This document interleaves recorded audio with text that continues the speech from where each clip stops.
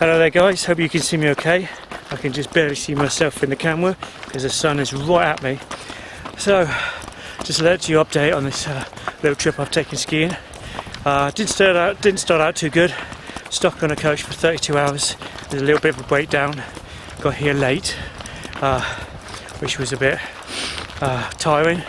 And the very next day I got some sort of food poisoning, so I missed out a day skiing. So that was a little bit of bad luck.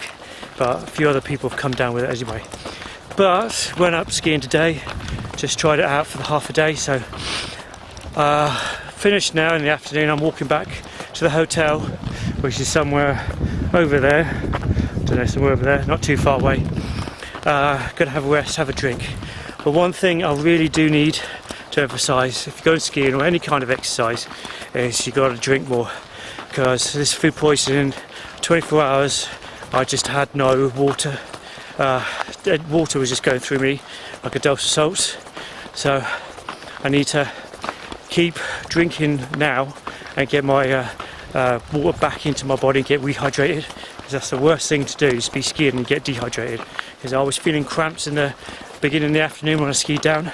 I don't know if you can see where I skied. I see the slope just over there. So I came all the way down that one. I hope you can see it. I can't see it on the screen. But skied all the way down that one.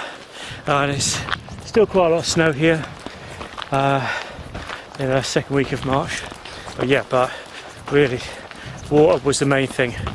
So gonna go home to the hotel tonight, eat a little bit more, drink a little bit more, and hopefully tomorrow have a full day skiing, and then get some more footage. Me skiing, hopefully with my GoPro. So footage might vary when I do this, but let's hope I'm much better. See if I get some black runs done tomorrow and ski a bit more off piste. So that's day one. Well, day two. Missed out day one. So I'll see you guys on the next video vlog. See you later.